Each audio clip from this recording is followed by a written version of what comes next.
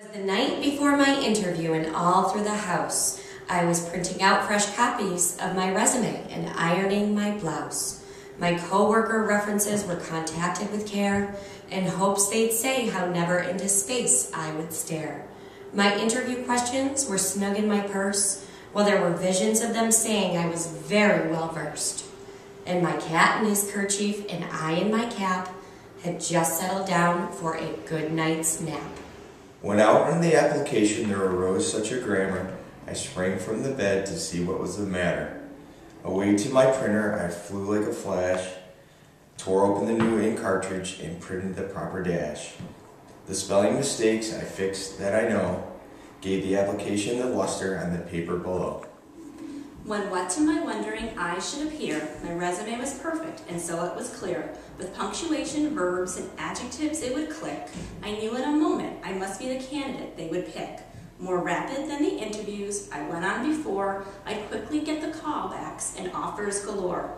On duties, on work, on life balance, on new coworkers, on new benefits, and on new career sense. To the top of the ladder, to the top of the wall, and I'll sign away, sign away, sign away all. As pen writes my signature on the offer letter there, when I meet with an obstacle, overcome it I dare. So up to the office I leap and flew, with my briefcase of resumes and references too. And then, in a dream I heard in my head, the numbers and feedback that would be said. As I drew in my arms and was turning around, down came my ego with a tiny little sound. It made me realize that confidence was what I would forth put, and my clothes would be pressed and without any soot. A bundle of cover letters delivered from my sack prepared me to summarize my life in white and black. My eyes, they made contact and sparkled with such merry. My cheeks were smiling and red rosy like a cherry. My mouth formed sentences not starting with yo, and my words were intelligent and decidedly so. The jump in his step, he smiled with white teeth, and my resume he held on like a holiday wreath.